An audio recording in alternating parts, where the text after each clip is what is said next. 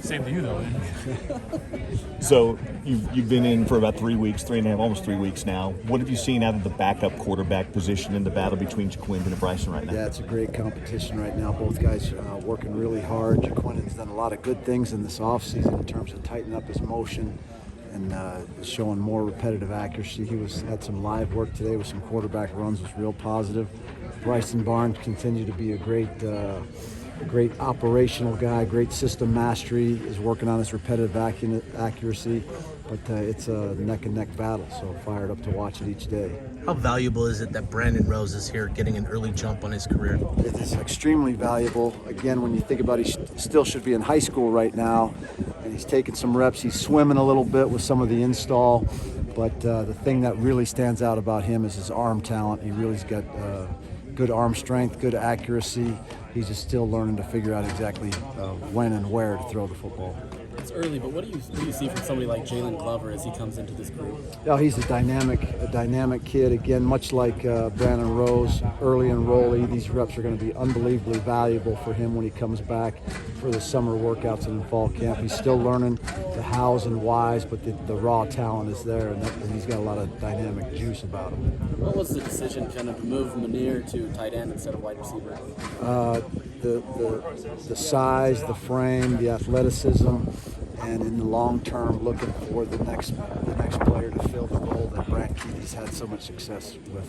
You kind of know who Vele and Enos are at this point in time about the young receivers. Has anybody caught your eye or emerged with the Makai Copes or the Money Parks? Money Parks, Makai Cope, both, and we're giving them a lot of attention, a lot of work because we need that depth. And those are two talented young players, again, still figuring some things out, but they have juice, they have ball skills, and anxious to see their contributions as spring continues. What does that versatility at the tight end position do for your offense?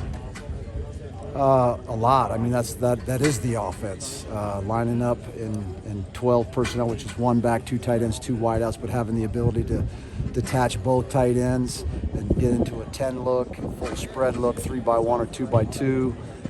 Get into 13 personnel, line up and empty, all those things. So that's kind of the crux of the offense right there. Have you thought about doing like a 14 personnel or a 5 personnel? 05?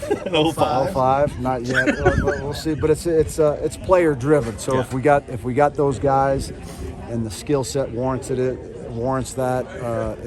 It's not necessarily inventing new plays. You just take one guy out, put another guy in. But appreciate that, Coach. 1-5. Can you do that? No.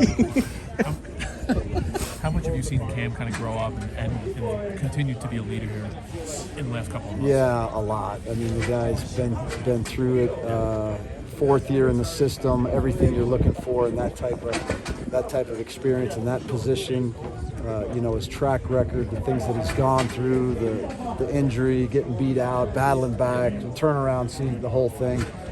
The guy exudes confidence. He rallies the whole troops on offense and is well respected throughout the team. So invaluable on the field in terms of tangibles, absolutely invaluable with his intangibles. I know you like to get creative, and you were just talking about the tight ends. Is a guy like Makai Bernard give you a lot of options to be creative with how you use him in the offense? He does, and boy, watching we know he's a talented player.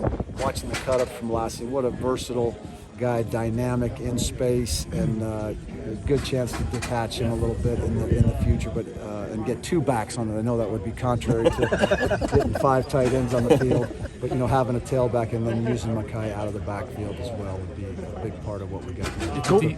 It's a deep running back room, but what does Ricky Parks have to do to kind of break through and keep working? He's got some work to do. He is a redshirt freshman, and he is developing, but he has to continue to develop. He's got a nice skill set to him, but he's going to have to keep grinding his way through it because it is a deep room and a competitive group. Tavion Thomas has talked about taking a step as a leader. Have you seen that from him in spring? I've seen it intermittently, and Tavion is a true force at the tailback position, and he's well respected by his teammates. He's on the leadership council, so that speaks for his leadership ability. And the players respect him, and I do think he does have some leadership skills about him. But the biggest thing right now, I'm asking Tavion to take care of Tavion first and foremost, absolutely from the get-go. Offensive line, got a lot of moving parts this spring, as you do in a lot of springs. Is that okay? Do you mind moving some guys around and getting different looks in the spring with them? I think that we did for the first 2 weeks of spring ball. I think you'll see things starting to really solidify with the first and second group trying to develop that continuity, which was such a big part of our midseason push when we had the same 5 guys playing most of the time. So we're trying to focus on that moving forward to the remainder of spring. How valuable is Braden Daniels in that? You had a very versatile guy in Nick Ford the last few years. Braden, kind of that versatile guy too? Can play all 5. Yeah, can play. I don't know if that's his Twitter handle like it was Nick's, but he can do it. I'm impressed you knew his Twitter handle. Yeah. What are you hoping to see out of the wide receiver?